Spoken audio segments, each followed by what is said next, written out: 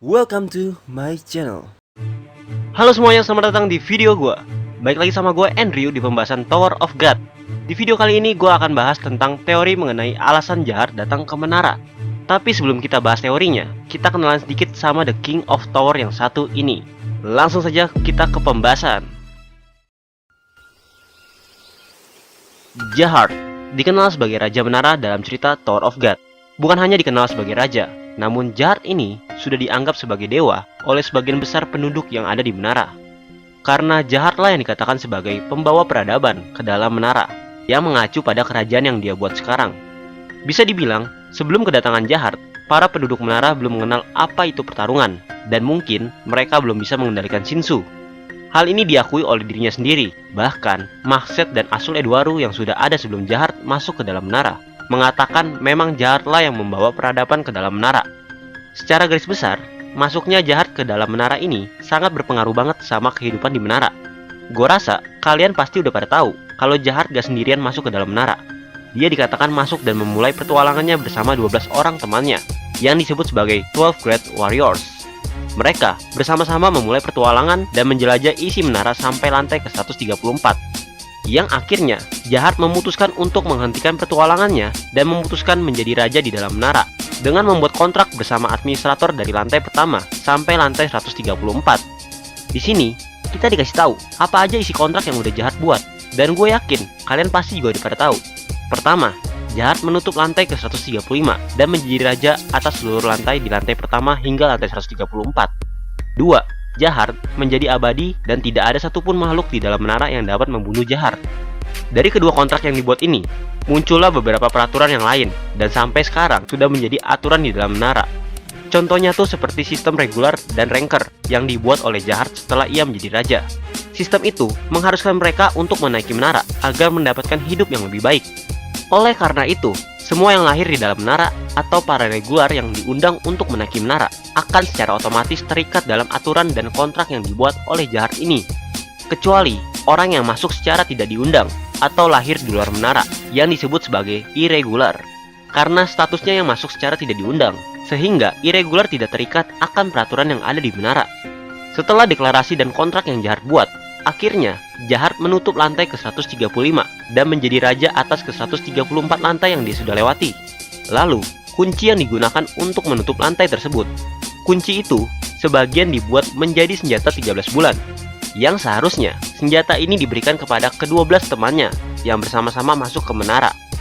Sayangnya, karena hal ini, Vi dan Arlen Grace serta beberapa kubu yang kemungkinan sekarang ini menjadi Fu protes akan keputusan Jahat yang telah dia buat. Tapi sayangnya, Jahat sudah membuat kontrak dan tidak akan bisa mati, sehingga tidak ada satupun yang dapat mengalahkan Jahat, bahkan membunuhnya. Apalagi dengan bantuan 10 kepala keluarga agung, yang kemungkinan mereka terpaksa untuk membantu Jahat saat itu. Tentang dua kontrak yang dibuat oleh Jahat dan yang udah gue sebutin tadi. Karena kedua kontrak ini, muncullah beberapa dugaan. Kenapa dari seluruh lantai di menara, Jahat memilih untuk berhenti di lantai 134 dan menguasainya? Jika gue kutip dari perkataan Xiu, katanya, sifat administrator di setiap lantai dikatakan masing-masing berbeda. Lalu Xiu juga mengatakan, kalau di lantai 135 itu merupakan dunia yang berbeda, dengan lantai yang sekarang sudah dikuasai Jahat. Kemungkinan, administrator di lantai 135 ini memiliki sifat yang sangat berbeda dari administrator yang lain, dan bisa jadi dia nggak suka dengan kedatangan orang yang berasal dari luar menara. Contohnya kayak Jahat. Sehingga, Jahat tidak bisa melakukan kontrak maupun melewati lantai tersebut. Akhirnya, mungkin dia memutuskan untuk berhenti dan berkuasa atas ke 134 lantai yang sudah dia lewati. Lalu, setelah itu ada pertanyaan lagi. Jika Jahat membuat kontrak dengan seluruh administrator di setiap lantai untuk menjadi raja, dan lantai itu hanya sampai lantai 134, apakah keabadiannya masih ada jika lantai 135 sudah dibuka kembali? Nah, ini nih yang mesti dipertanyakan dan bikin gue bingung juga. Tapi, kalau menurut gue sendiri, bener juga ya, apa jangan-jangan keabadian Jahat akan hilang kalau melewati lantai 134? Dan kalau benar, berarti warga menara yang ada di lantai 135 bisa dong membunuh Jahat jika mereka mampu. Mungkin itu juga alasan Jahat menutup lantai tersebut dan berusaha memisahkan bagian-bagian dari kunci lantai tersebut. Tapi ini semua hanya dugaan yang gue baca dari website dan blog Tower of God. Untuk penjelasan dan dugaan gue sendiri, akan gue sampaikan di akhir video. Kita lanjut lagi ke histori Jahat. Setelah itu, Jahat pun mengalami cinta segitiga bersama Arlen yang berakhir Jahat mengalami kekecewaan dan kemarahan karena penolakan yang dilakukan oleh Arlen dan lebih memilih V dibanding Jahat. Bahkan, karena peristiwa itu menyebabkan peperangan yang sangat panjang. Sampai-sampai peperangan ini terjadi pada dua masa sekaligus, yaitu masa Age of Ascension yang terjadi saat mulanya peperangan ini, lalu melewati masa yang disebut Age of Genesis dan berakhir pada masa Age of Coexistency. Akhirnya Jahat yang sudah mulai lelah karena peperangan ini memutuskan untuk menyelesaikan peperangan yang gak ada habisnya. Dia memberi kesempatan berupa ancaman kepada orang-orang untuk hidup dan menerima dia sebagai raja. Tentunya dengan beberapa syarat, seperti penyegelan pahlawan perang, atau jika mereka tidak mau berdamai dan tidak mau menyegel pahlawan perang mereka, maka Jahat akan menganggap mereka memilih untuk langsung dimusnahkan. Jika kalian mau baca di webtoon tentang peperangan ini, cerita ini ada di season 3 episode ke-40. Ancaman pemusnahan bagi warga menara bukan hanya guyonan atau ancaman kosong dari Jahat. Ancaman ini dibuktikan saat Jahat turun langsung untuk menghadang tim yang dipimpin oleh Kel Hellam.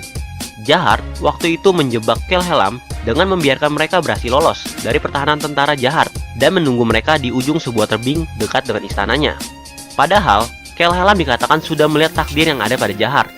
Kemampuan Kel Hellam ini mirip sekali dengan kemampuan milik para pemandu atau guide. Penglihatan Kel Hellam ini sebenarnya memberikan gambaran kalau Jahat sedang tertidur saat itu. Tapi dengan gampangnya, takdir itu dihindari dan diubah oleh Jahat sendiri. Yang mana gue juga berpikir tentang perkataan Jahat mengenai dirinya yang bisa bermain-main dengan takdir. Tapi menurut gue selain itu, takdir ini bisa dihindari Jahat karena dia adalah seorang irregular. Sesuai perkataan dari Han Sung-yu, seseorang yang bisa melihat takdir atau masa depan, orang itu dapat mengubahnya, bahkan mencari benda tersembunyi di suatu tempat. Tapi kemampuan itu tidak akan berfungsi terhadap irregular. Karena kekuatan itu berasal dari menara, secara nggak langsung bisa dikatakan takdir seseorang sudah diketahui oleh menara, dan takdir itu diperlihatkan ke seseorang pemandu atau bisa disebut sebagai kekuatan untuk melihat masa depan. Tapi penglihatan itu tidak akan berfungsi kepada seseorang yang masuk ke menara tanpa diundang, atau kita sebut sebagai irregular. Karena seorang irregular tidak terikat dengan menara, dan menara tidak dapat menentukan nasib mereka. Itu menjadi salah satu alasan yang menyebabkan Jahat bisa menghindari penglihatan takdir yang dilakukan oleh Kel Hellam. Saat kejadian itu, gue juga sempat bingung kenapa Kel Hellam tidak tahu kalau yang ada di depan mereka itu adalah Jahat. Padahal, dia sendiri sudah melihat masa depan. Seharusnya dia tahu dong, Jahat itu seperti apa. Berarti, bisa dibilang, selama ini wajah dan wujud Jahat, yang sebenarnya jarang ada yang tahu dong. Mungkin itu juga kenapa kemiripan wajah Jahat dan Wang Nan sedikit yang menyadarinya. Tapi, itu nggak menutup keanehan, karena Bam sendiri sudah melihat data Jahat dan muka Jahat yang sekarang seperti apa. Lagi pula, masih banyak orang yang seperti Maxet dan Nuslek yang membantu Jahat sebelum ia menjadi raja. Seharusnya mereka juga sudah pernah melihat wajah Jahat dan kemiripannya dengan para pangeran dari Distrik Merah. Mengenai kehadiran Jahat, gue langsung berpikir tentang kehadirannya di lantai tersembunyi. Kehadiran Jahat saat itu, yang kita tahu, bukan merupakan wujud aslinya, namun hanya proyeksi kekuatan dari dirinya saja. Bisa dibilang itu hanya ilusi, dan dugaan gua kalau kehadirannya waktu itu di depan Kel Hellam juga merupakan ilusi saja. Karena Kel Hellam sempat berkata, bukan ini yang dia lihat. Satu lagi yang berhubungan dengan kehadirannya ini, saat 3 perintah diberikan oleh Jahat, yang salah satunya adalah untuk membunuh para regular di kereta neraka. Di sana, pelayan Jahat berkata, kalau Jahat tidak pernah meninggalkan tempatnya. Karena itu banyak yang berasumsi kalau Jahat selama ini memang tidak bisa keluar dari lantai 134. Kemungkinan ini merupakan efek samping atau syarat dari kontrak yang dia buat. Karena kontrak di cerita Tower of God pada dasarnya saling timbal balik. Contohnya aja kayak kontrak yang dilakukan oleh sang sniper dari keluarga Lopobia. Kontrak ini berisikan kekuatan yang diberikan terhadapnya dan hanya bisa dipakai 3 kali. Dan setelah itu, ketahanannya akan menurun drastis. Bahkan dikatakan, ia akan setara dengan regular. Bisa jadi, Jahat mempunyai kontrak semacam itu, yang membuat dia tidak bisa keluar dari lantai ke-134. Tapi kontrak yang mana? Yang kita tahu, ada 2 kontrak utama, yaitu pertama, tidak bisa dibunuh oleh penduduk menara, yang kontrak ini juga berlaku oleh 10 keluarga agung. Tapi kelihatannya, kepala 10 keluarga agung tidak terkena efek itu, dan di antara mereka masih aktif di dalam menara. Hanya sisa 1 kontrak utama, yang hanya Jahat miliki sendiri, yaitu kontrak untuk menjadikan dia raja atas ke-134 lantai yang sudah dia lewati. Kemungkinan, kontrak inilah yang mempunyai syarat seperti itu. Jika pendapat gue benar ya, tentang Jahat yang tidak bisa meninggalkan tempatnya. Setelah pertemuan dan berhasilnya Jahat menghadang tim dari Kel Hellam, Kejadian itu memberikan trauma yang berat terhadap Kelhelam sendiri, yang termasuk veteran Fook. Akhirnya, zaman Age of Coexistency pun dimulai, dan beberapa para pahlawan pemberontak tersegel di tempat asalnya masing-masing. Memang, peperangan ini sudah berakhir, namun pihak Fook pun tetap menyiapkan Slayer mereka, sambil menunggu irregular yang mereka harapkan muncul. Walaupun pihak Fook belum melakukan peperangan secara terang-terangan, dan mereka pun masih menunggu irregular yang diramalkan. Tapi, kerajaan jahat ini sebenarnya sudah beberapa kali tergoncang oleh kedatangan orang-orang irregular yang kekuatannya cukup gila. Contohnya tuh seperti Urek, Andrew, dan satu-satunya Axis yang datang ke menara, yaitu Panta Minum. Jika kedatangan Andrew untuk memberikan pesan dan membawakan jarum yang menjadi alat untuk membunuh jahat, dan kedatangan Urek digosipkan untuk mengejar Panta Minum. Lalu, tujuan Panta Minum mendatangi kerajaan jahat langsung itu apa? Yang pasti bukan untuk dikejar-kejar oleh Urek ya. Di video gue tentang Panta Minum dan rahasia di luar menara, di situ gue pernah ngomong, kedatangan Panta Minum ini yang hanya datang tiba-tiba dan lalu menghilang gitu aja. Kedatangannya ini kayak memberitahu suatu pesan ke jahat, yang sampai sekarang kita nggak tahu arti pesan dan tujuan sebenarnya kedatangan Panta Minum itu apa. Ada yang bilang kalau Panta Minum itu V yang mati lalu bangkit menjadi Axis. Karena itu dia datang untuk balas dendam ke jahat. Dan gue sendiri, jujur menolak sama teori itu. Jawaban Mimin simple, karena Xiu mengatakan kemungkinan besar Panta Minum tidak akan ditampilkan kembali. Jika memang Panta Minum itu V, bukannya akan jadi adegan penting kalau nanti Bam akan ketemu ayahnya yang masih hidup. Kayak drama pertemuan emak dan anak di anime sebelah loh. Lalu kedua, Xiu juga mengatakan kalau Panta Minum adalah karakter dari 5 Axis terkuat di komiknya. Komik ciptaan sebelum Tower of God. Padahal, jika benar V adalah Panta Minum, bagaimana dia bisa jadi salah satu Axis terkuat di cerita sebelum Tower of God? Sedangkan dia aja baru mati di dalam menara. Jadi kayaknya nggak mungkin kalau V ini Panta Minum. Ya itu cuma pemikiran gue aja, dan hanya pendapat gue doang. Tapi tentang kedatangan Panta Minum ke menara, gue berpikir yang lain. Kenapa dia repot-repot mendatangi dan membunuh semua pengikut jahat, seperti memberikan pesan kepada jahat? Apa itu ada hubungannya dengan tujuan dan alasan kenapa jahat dan 12 Great Warriors berada di menara? Karena dikatakan, menara hanya membuka pintunya untuk orang yang dibutuhkan oleh menara itu. Entah itu kestabilan atau revolusi. Singkatnya, nggak semua orang dari luar bisa masuk dan hanya orang tertentu aja bisa masuk ke menara itu. Sebenarnya bisa aja, takdir jahat masuk ke menara mungkin memang untuk menjadi raja. Tapi menurut gua, kalau takdirnya memang menjadi raja, cerita ini bukan tentang Bam lagi, tapi harusnya cerita tentang pertualangan jahat. Jadi menurut gua nggak mungkin. Dan kenapa bisa nggak mungkin? Oke, sekarang gue mau masuk ke pembahasan. Tapi sebelum itu, biar kalian nggak bingung, gue kasih tahu dulu kalau kedepannya kata-kata jahat dan 12 Great Warriors akan gue ganti menjadi jahat dan temannya. Lalu, sebelum kita cari tahu tujuan jahat masuk ke menara, kita mulai analisa dulu dari awal masuk jahat dan temannya. Pertama-tama, gue mengira dan berpendapat ke-13 orang ini masuk ke menara dengan tujuan yang sama. Bahkan gue mengira kalau mereka ini masuk ke menara untuk menjalankan suatu misi. Karena gue yakin, sebelum ke-13 orang ini masuk ke menara, mereka udah pernah bertemu atau mempunyai suatu hubungan. Entah itu teman atau saudara. Tapi bisa juga mereka bertemu tanpa sengaja, sebelum mereka memasuki menara. Dari mana pendapat gue itu muncul? Pertama, Xiu pernah memberitahu di blognya, bahwa keluarga Ari dan Arye itu mempunyai hubungan. Bahkan bukan sekedar hubungan biasa, melainkan hubungan saudara. Dari sini kita langsung tahu kalau keluarga Arye dan Ari sudah kenal dan memiliki hubungan sebelum mereka memasuki menara. Kedua, ini yang paling penting. Jika kalian melihat data jahat muda dan belum menjadi raja, jahat yang berada di lantai tersembunyi itu terlihat memakai satu aksesoris yang mirip dengan seseorang dari anggota timnya yang naik bersamanya, yaitu Arlene Grace, ibu dari karakter utama kita, Bam. Anting itu terlihat saat dia berusaha keluar dari kerajaan jahat. Mereka menggunakan anting yang sama, dari warna yang sama, dan bentuk yang sama.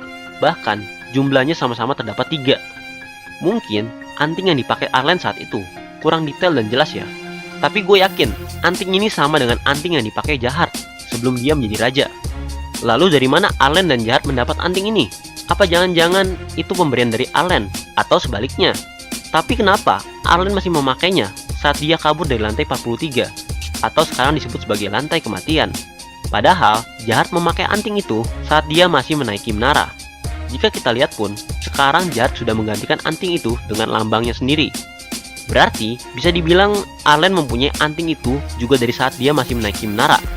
Teori lucunya, ada yang mengatakan sebenarnya Arlen juga menyimpan rasa dengan Jahart. Tapi menurut gue bukan itu.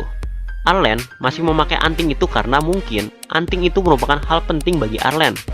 Sehingga saat dia kabur dari Jahart pun, Arlen masih menggunakan anting itu.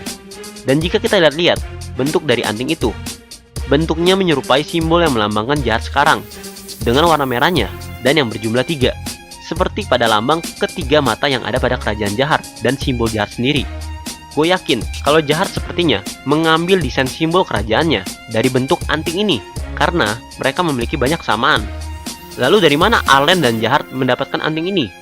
Jika kalian menonton video gue tentang panta minum dan rahasia di luar menara, di situ gue menjelaskan kalau di luar menara, tepatnya di Citadel User Story, terdapat satu kerajaan yang dipimpin oleh para bangsawan. Mereka menyebut tempat itu sebagai Rose Meadow, Third Red Flower Petal, atau ketiga kelopak bunga mawar. Yang gue juga duga, Jahart mengambil desain simbolnya itu dari lambang Rose Meadow, Third Red Flower Petal. Jadi, gue menyimpulkan, anting yang dipakai Jahart dan Arlen saat itu berasal dari luar menara. Dan bisa jadi, itu melambangkan kerajaan atau tempat di luar menara. Inilah yang gue bilang, kalau mereka sebelum masuk ke dalam menara, saling kenal, atau mereka sudah pernah bertemu sebelumnya. Karena lambang yang digunakan Jahart, lalu anting yang dipakai mereka berdua, juga dengan sebutan Rose Meadow, Third Flower Petal, dari para bangsawan di luar menara. Ketiga itu saling berhubungan dan berkaitan. Itu juga sebabnya gue berpikir alasan Arlen tetap terus memakai anting itu. Mungkin Arlen menganggap anting itu penting, karena anting itu melambangkan dan mengingatkan dia akan rumah atau tempat dia berasal. Lalu kalau kalian masih ingat, dalam cerita Tell User Story, di cerita itu dikatakan kalau ada seseorang Aksis yang disebut God of Artificial yang bernama Oedipus. Aksis itu dikatakan kesal terhadap Aksis-Aksis lain yang menggunakan kekuatannya hanya untuk memulai perang dan pertarungan. Sehingga dia berencana dan berkata ingin membuat benih seorang Aksis atau dewa untuk mengakhiri kerajaan seperti ini. Dari keinginannya ini membuat benih, kebetulan sekali di sana terdapat tower yang bernama Flower Stalk atau tangkai bunga. Gue ambil teori ini dari blog yang gue baca dan gue sendiri setuju atas teori ini, yang bilang kalau Jahart dan para 12 Great Warriors datang ke menara dengan tujuan menjadi benih atau semacam pelatihan yang menugaskan mereka untuk masuk ke dalam menara. Tapi dalam perjalanan mereka menaiki menara, Jahart bertemu dengan sesuatu yang membuat dia memilih untuk berhenti dan malah menguasai menara itu. Mungkin Jahart saat itu terbuai dan tergoda akan sebuah kekuatan yang ditawarkan di dalam menara itu. Pendapat ini dikuatkan oleh perkataan dewa para guardian di dalam kereta neraka. Dia mengatakan kepada Bam yang sedang melakukan revolusi, supaya Bam tidak terbuai dan tergoda dengan kekuatan yang ditawarinya, tidak seperti Jahart. Apalagi Jahart muda pernah bilang kepada Bam kalau dirinya itu juga memiliki monster di dalam tubuhnya. Gue berpikir monster itu sama atau mirip dengan Blue Tirisa yang dipunyai Bam. Karena Blue Tirisa juga menawarkan hal yang sama untuk berdiri di atas semua orang di dalam menara. Dan Arlen Grace juga pernah menuliskan tentang Jahart di dalam buku hariannya, bahwa Jahart telah dibutakan oleh kebohongan dan dia malah memilih untuk menjadi raja di dalam menara. Selain itu, pendapat ini juga dikuatkan oleh perkataan dari Han Sung Yu saat dia menghadap Datak Kun Edwan di lantai tersembunyi. Han Sung berbicara kepada Edwan dan mengatakan bahwa Jahart di luar sana. Sekarang dia sudah mengabaikan kesetiaannya dan keadilannya, dan dia sekarang juga menguasai dunia sebagai raja menara. Karena itu, Tuhan akan mengirim seorang murid untuk menghukum Jahart dan dia akan menyebabkan kekacauan di menara ini. Kata-kata Han Sung Yu ini sangat mencurigakan. Kenapa dia mengatakan kalau Jahart sudah tidak setia dan Jahart malah memilih menjadi raja menara? Lalu Tuhan yang dimaksud akan mengirim seseorang murid untuk mengalahkan Jahart. Jika disatuin sama teori yang gue bilang tadi tentang alasan Jahart dikirim oleh seorang Aksis untuk masuk ke menara, mungkin Tuhan yang dimaksud oleh Han Sung Yu itu adalah Aksis yang mengirim Jahart dan temannya untuk masuk ke menara ini. Karena ketidaksetiaan Jahart dan dia malah memilih untuk berhenti menaiki menara dan menjadi raja atas menara ini. Akhirnya Tuhan yang dimaksud oleh Han Sung Yu itu mengirim murid utusannya untuk menghukum Jahart atas ketidaksetiaannya. Bisa dibilang itu Bam. Jika kalian bertanya, dari mana Han Sung Yu tahu akan semua rahasia itu? Menurut gua, jika Han Sung Yu adalah anggota FUK, wajar aja jika dia mengetahui semua rahasia di dalam menara. Kemungkinan besar, cerita itu didengar dari Luslek, ketua dari FUK. Dan gak heran kalau Luslek bisa tahu semuanya kan? Karena Luslek merupakan orang kepercayaan dari V. Apalagi Luslek menyandang nama Grace. Seharusnya, bukan hal yang aneh jika Han Sung Yu mengetahui cerita itu dari Luslek. Jadi, kesimpulan dari teori ini, bahwa Jahart dan Arlen mempunyai kenang-kenangan dari dunia di luar sana, sebelum dia memasuki menara, yaitu anting yang masih dipakai oleh Arlen dan yang dipakai oleh Gerard saat awal dia menaiki menara. Anting itu mengacu kepada lambang dunia di luar menara yang disebut sebagai Rose Madder Third Flower Petal yang mempunyai arti 3 kelopak bunga mawar. Lalu kemungkinan tower yang ada di cerita Tower of God ini mengacu kepada tower yang bernama Tower of Attraction yang mempunyai arti sebagai tangkai bunga. Lalu Gerard dan temannya merupakan benih yang disiapkan oleh salah satu aksis di luar sana yang bernama Oedipus. Dan tujuan mereka memasuki ke menara merupakan tugas yang diberikan oleh aksis itu. Tapi di tengah perjalanan, Gerard tergoda akan kekuatan di dalam menara. Seperti perkataan Arlen, Gerard tergoda dengan kebohongan semua ini, sehingga dia disebut tidak setia terhadap Tuhan yang mengutusnya. Lalu kedatangan Pantaminum ini ke menara bisa dibilang itu merupakan peringatan yang diberikan oleh aksis yang lain atas ketidaksetiaan Gerard kepada mereka. Dan itulah kesimpulan teori kali ini. Ya, ujung-ujungnya tetap ini hanya teori dan pendapat, boleh dipercaya atau tidak, karena yang mengatur cerita ini adalah Siu. Mimin sebagai fans hanya membagikan teori-teori yang ada untuk kalian. Sorry jika pembahasan ini hanya sampai sini aja, karena durasi yang takut kelamaan. Mungkin kelengkapannya akan gue ceritakan di lain video. Jika kalian punya pendapat tentang pembahasan kali ini, langsung aja komen di bawah, dan maaf jika masih banyak kesalahan dan kekurangan. Thank you semua yang setia udah nonton. Tunggu terus pembahasan dan teori Tower of God lainnya hanya di Enryu Channel. Bye bye.